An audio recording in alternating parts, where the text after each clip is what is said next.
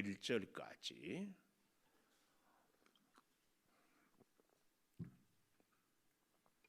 수아 사람 빌닷이 대답하여 이르되 너희가 어느 때에 가서 말의 끝을 맺겠느냐?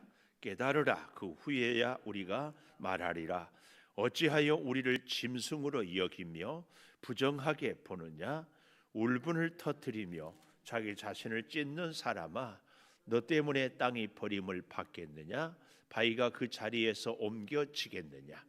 악인의 빛은 꺼지고 그의 불꽃은 빛나지 않을 것이요 그의 장막 안에 빛은 어두워지고 그 위에 등불은 꺼질 것이요 그의 활기찬 걸음이 피곤하여지고 그가 마련한 꾀에 스스로 빠질 것이니 이는 그의 발이 그물에 빠지고 올가미에 걸려들며 그의 발 뒤꿈치는 덫에 치이고 그의 몸은 올무에 얽힐 것이며 그를 잡을 덫이 땅에 숨겨져 있고 그를 빠뜨릴 함정이 길목에 있으며 무서운 것이 사방에서 그를 놀라게 하고 그 뒤를 쫓아갈 것이며 그의 힘은 기근으로 말미암아 쇠하고 그 곁에는 재앙이 기다릴 것이며 질병이 그의 피부를 삼키리니 곧 사망의 장자가 그의 지체를 먹을 것이며 그가 의지하던 것들이 장막에서 뽑히며 그는 공포의 왕에게로 잡혀가고 그에게 속하지 않은 자가 그의 장막에 거하리니 유황이 그의 처소에 뿌려질 것이며 밑으로 그의 뿌리가 마르고 위로는 그의 가지가 시들 것이며 그를 기념함이 땅에서 사라지고 거리에서는 그의 이름이 전해지지 않을 것이며 그는 광명으로부터 흑암으로 쫓겨 들어가며 세상에서 쫓겨날 것이며 그는 그의 백성 가운데 후손도 없고 후예도 없을 것이며 그가 거하던 곳에는 남은 자가 한 사람도 없을 것이라. 그의 운명에 서쪽에서 오는 자와 동쪽에서 오는 자가 깜짝 놀라리라. 같이 봅니다.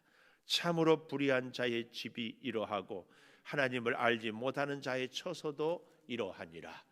아멘. 오늘 또 새벽을 깨우는 은송아, 너는 하나님의 보석이다. 보석이다. 엄지척 변함없이 새벽 제단을 지키는 집사님은 하나님의 보석입니다. 보석입니다. 보석입니다. 이 모든 것이 주님의 은혜입니다. 아멘, 아멘, 할렐루야. 우리 교회가 참 감사하게 성도 여러분들이 선교 쌀을 구해서 이제 나누어주고 이렇게 했는데 어제 한 목사님을 만나서 잠깐 교제를 하는데 추수감사절에 이런 거 저런 거를 하는데 쌀을 한 가마니 올려드렸으면 좋겠다 그랬는데 우리 창조교회가 쌀을 준다고 해서 막 눈물을 글썽이고 그렇게 좋아라 하더라고요. 믿음의 아름다운 교제가 우리를. 근데 욥의 세 친구들은 사실은 하나님을 믿는 사람들이고 위로하러 왔건만 오늘 참 아픔을 주어요. 어제 저녁에 제가 소설가 작가 얘기를 잠깐 언급했는데 모르시는 분이 있을까 봐서 처음 하는 것처럼 얘기를 할 테니까 처음 듣는 것처럼 들어주세요. 우리 권사님은 처음 듣죠? 아주 유명한, 여러분 혹시 영화 터널이라는 영화를 보았는지 모르겠어요. 혹은 소원이라. 근데 이 작가 이름이 소재원. 여러분 이 인터넷을 할 수 있는 분들은 좀 관심 있게 찾아서 좀 보십시오. 소재원. 이분이 결혼식을 2015년에 했더라고요. 근데 결혼식에 연락도 안 했는데 워낙 유명한 소설가니까 몇 월 며칠에 어디서 결혼한다고 신문에 이렇게 광고가 됐나 봐요. 근데 고향 친구가 결혼식에 올라왔어. 이제 축의금을 3만 원밖에 못 하고. 근데 고향이 저기 전라북도 익산이어 가지고 오고 가고 하는 교통비, 밥값 뭐 이런 거 따지면은 한 돈 10만 원 들 거라고. 그런데 밥 먹고 가라고. 요즘 강남 호텔에서 결혼하면은 식사가 보통 뭐 요만한 고기 덩어리 하나 주고 뭐 간단한 거 주고 한 10만 원 가까이 나와요. 그러니까 이 친구가 바쁘다는 핑계로 3만 원밖에 축의금을 못 했는데 신세지기 싫다고 그냥 간 거예요. 그래서 마음이 참 안 좋고 그랬는데 작년에 이 작가가 작년에 소포를 받았대요. 소포를. 근데 그 고향 친구가 소포를 보내왔는데 애기 옷이 5살 정도 되는. 근데 그 옷은 유명 메이커 옷이 아니고 시장을 지나가는데 너의 애기가 생각이 나서 눈에 밟혀서 그냥 지나갈 수 없어서 옷을 사서 보낸다. 메이커가 아니어서 미안하다. 그러면서 바깥 나갈 때는 못 입혀도 집에서라도 입히기를 바란다. 이게 이 작가에게 너무 감동이 돼가지고 그 고향의 우정어린 친구의 그것을 SNS 자기 요즘에 뭐 페이스북이라고 하는가요? 올려가지고 다 알게 되고 멋진 우정이라고. 근데 이 소설가 소재원을 내 소설 이야기 해서 보니까 이분은 엄마 아빠가 이혼을 했더만요. 12살 때. 근데 또 참 이 엄마를 위해서 아빠가 이혼하고도 보험물 몇 가지를 계속 이렇게 들여주고 이렇게 지내는데 키도 크고 인물도 좋아서 한때는 뭐 운동선수도 하려고 그랬는데 나이가 점점 들면서 앞을 볼 수가 없었어요. 그래서 자살을 수십 번 하려고 하는데 그때마다 아빠가 그 아버지가 다시 깨우치고 베오토벤 얘기를 하게 해서 근데 용기를 얻고 글을 쓰는데요. 눈이 안 좋으니까 절망을 했는데 이 눈이 안 좋은 가운데서 눈을 감고 상상의 나래를 펴면서 최고의 지금 대한민국의 인기 작가가 된 거예요. IQ도 자기 고백으로는 79 정도밖에 안 된대. 눈도 안 좋지, IQ도 낮지, 이혼한 부모 밑에서 자랐지. 근데 엄마 만나기 위해서 유명한 소설가가 돼서 엄마 만나면 꼭 그 말 하려고 했대. 나 버렸어. 나 이렇게 잘 살았어. 근데 만나자마자 드디어 만났대요. 그 두 마디 했대. 엄마 사랑해. 그래서 그의 마음의 섭섭함도 사랑의 또 다른 표현이었다. 이런 얘기를 이렇게 쭉 써놨어요. 여러분 소재원 씨, 제가 참 그걸 보면서 늘 책을 가까이 하고 특별히 말씀을 보고 설교를 하는데 우리나라에 10년 이상 베스트셀러 작가인 그분을 제가 모르고 지냈다는 게 참 내 자신에게 화도 나고. 근데 제가 이분에 대한 얘기를 쭉 하는 것은 그 고향 친구, 어떻게 보면 이미 유명한 사람이 됐는데 시골에서 택배하는 그 친구와의 우정을 잃지 않고 기억하고 거기에 대해서 감동하는 이 사람, 이 소재원 씨의 그 마음이 너무 좋았어요. 우리에게도 특별히 우리는 말입니다. 믿음 안에서 나이를 초월하고 신분을 초월하고 그래서 믿음 하나 때문에 좋은 친구들이 믿음의 교제를 우리가 아름답게 이루어 갈 수 있기를 축복합니다. 욥과 그 친구들을 보면서. 자, 그런데요. 오늘 이 18장은 수앗 사람 빌닷이 두 번째 얘기를 하는데 2절 보십시오. 너희가 그런데 복수가 아니라 단수지요. 욥을 향하여서 내가 어느 때에 가서 말의 끝을 맺겠느냐 깨달으라. 그 후에야 우리가 말하리라. 한마디로 얘기하면 욥에게 이제 그 입 다물어라. 그리고 좀 제발 깨달아라. 네가 얼마나 큰 죄인인지 어찌하여 우리를 짐승으로 여기며 부정하게 보느냐? 울분을 터뜨리며 자기 자신을 찢는 사람아, 너 때문에 땅이 버림을 받겠느냐? 바위가 그 자리에서 옮겨지겠느냐? 네가 아무리 얘기해도 땅이 버림받을 수 없고 바위가 자리를 옮길 수 없는 것처럼 욥, 네가 아무리 얘기해도 악인이 벌받는 이 진리는 바뀌지 않고, 그래서 지금 네가 재난을 당하는 것은 틀림없이 너는 하나님의 진노, 아니 죄를 많이 범한 열매다, 그 얘기를 하고 있습니다. 그렇기 때문에요, 저는 오늘 제목을 악인의 운명, 악인의 운명. 그러니까 욥의 친구 빌닷이 하는 얘기가, 욥은 악인이고 그래서 너는 지금 벌을 받는 것이다, 죄값을 치르는 것이다, 그 얘기입니다. 그래서요, 이 악인의 운명에 대해서 첫 번째로 2절에도 말했던 것처럼 깨달아라, 깨달아라. 제가 그런 말씀을 수없이 들었어요. 우리 인생은 절대로 내가 해석자가 돼서는 안 된다. 다른 사람의 인생에 대해서도 해석자가 되어서는 안 된다. 뭐가 되라고요? 질문자. 답은 정하는 것은 너다. 이 답정 너가 아니라 우리는 우리 인생에 대해서 늘 질문하는 사람이 돼야 돼. 하나님, 이 고난을, 하나님 이 일을 겪게 하는 것이, 하나님의 선하고 복된 그 뜻은 나에게 어떻게 이루어집니까?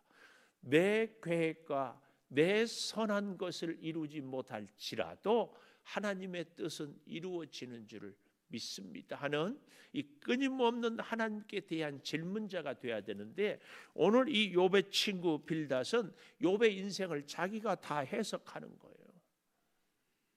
우리는 우리 인생에 대해서도 다른 사람의 인생에 대해서도 답을 정하는 해답자 혹은 해석자가 결코 되어서는 안 됩니다. 우리 인생에 왜 이런 일들이, 내 인생은 왜 이렇게 살았는지에 대해서 하나님의 뜻을 구하고 하나님의 뜻 앞에서 겸손하고 하나님의 인도하심에 순종하고 살아가는, 그래서요 우리 인생이 내 뜻대로 안 될 때 오히려 하나님의 은혜를 기대하며 살아가는. 그래서 우리가 어제 말씀을 다시 한번 잘 생각해 보면은 17장 12절에 밤을 낮으로 삼고 빛 앞에서 어둠이 가깝다, 굉장히 많이 말씀을 드렸어요. 빛 앞에서 어둠이 가깝다. 우리의 눈이 열려지지 않기 때문에. 근데 지금 욥의 친구는, 이 빌닷은 욥을 향하여 깨달으라 그런데요, 우리가 또한 우리 자신이 먼저 깨달아야 할 것입니다. 특별히 여기 4절에 보면 이런 말씀이 나오잖아요. 자기 자신을 찢는 사람아, 자기 자신을 찢는 사람아. 우리는 우리 자신을 찢을 자격도 없다. 우리는 결코 내 것이 아닌 주님의 삶이기 때문에 꼭 기억해야 됩니다. 그런데 욥의 친구는 이 욥을 향하여서 자꾸 이렇게 해석을 하고, 내 자신을 찢는 사람아, 울분을 터뜨리는 사람아, 자꾸, 심지어는요 두 번째로는 악인의 인생에 대한 얘기를 하고 있어요. 악인의 운명이, 악인의 인생은 어떤가? 여기 5절에 보니까 악인의 생애는 빛 꺼지고 불꽃은 빛나지 않고 장막 안에 빛은 어두워지고 등불은 꺼지고. 그러니까 그 두 번째로는 악인의 생애는 등불이 꺼지는 인생이다. 어두운데, 그러니까 등불이 꺼졌으니까 보이지 않지요. 판단할 수 없지요. 알 수 없지요. 그러니까 미래에 대해서도 지금 현재에 대해서도 내가 하는 모든 일에 대해서 알 수 없다고. 욥의 친구는 욥에 대해서 이렇게 정지하고 너의 인생의 등불은 꺼졌다 이렇게 말하고 있는 것입니다. 심지어 7절 보십시오.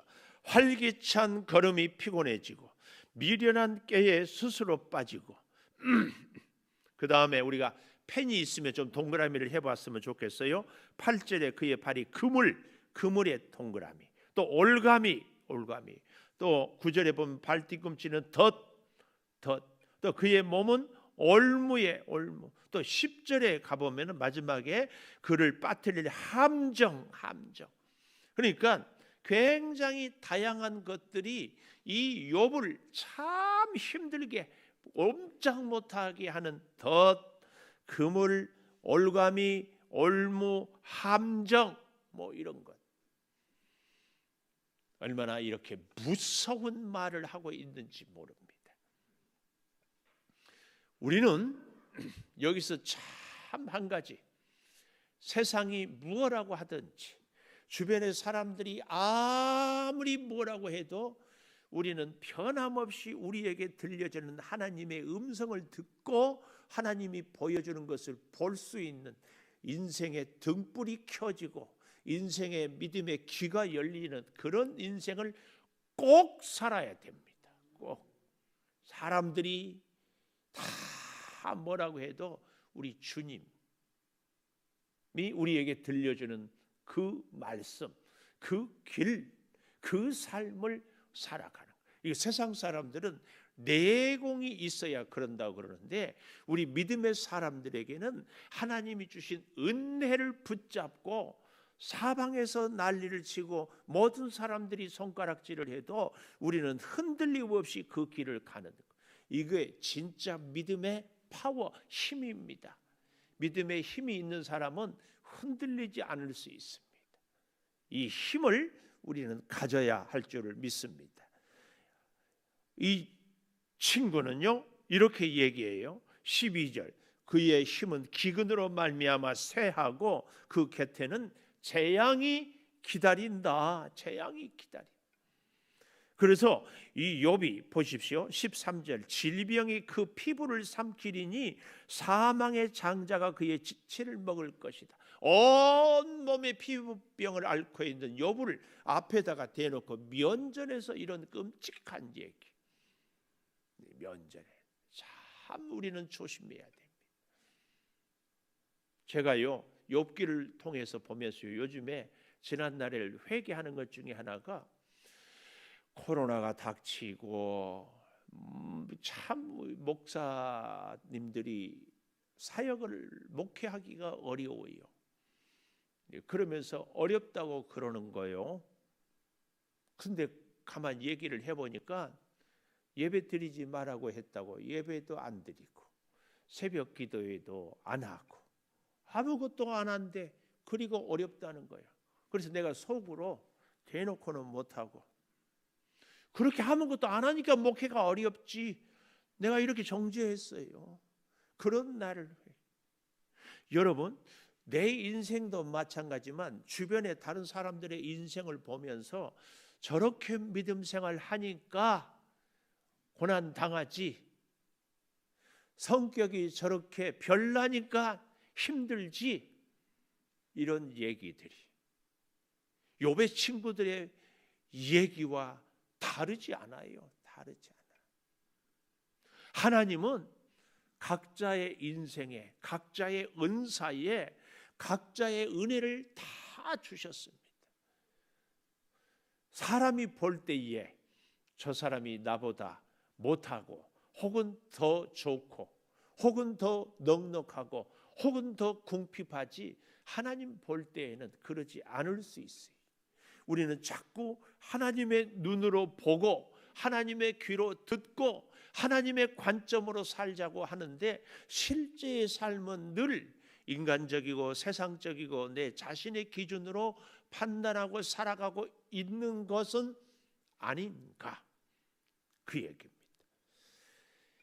이런 이 욥을 악인 취급하면서 이 욥의 친구 빌닷은요 더욱 무서운 욥의 최후 혹은 악인의 최후를 세 번째로 얘기를 하고 있어요. 여기 세 번째 보십시오. 악인의 최후 이래 가지고 15절부터 보면은요, 그에게 속하지 않은 자가 그의 장막에 거하리니 유황이 그 초서에 뿌려져요. 유황이 초서에 뿌려지니까 어떻게 돼요? 16절 밑으로 그의 뿌리가 마르고 위로는 그의 가지가 시들 것이며, 악인을 나무에 비유해 가지고 뿌리도 다 마르고 가지도 시들어 버리는 것처럼 유황으로 그 악인의 최후가 아무것도 남을 것이 없게 되는, 지금 욥의 모습을 비유적으로 이렇게 얘기를 하는 겁니다. 또 그래서 17절 기념함이 땅에서 사라지고 거리에서는 이름이 전해지지 않고 광명으로부터 흑암으로 쫓겨 들어가고 세상에서 쫓겨나고 백성 가운데 후손도 없고, 욥의 아들들이 다 죽었잖아요. 후예도 없고 그가 거하는 곳에는 남은 자가 한 사람도 없을 것이라.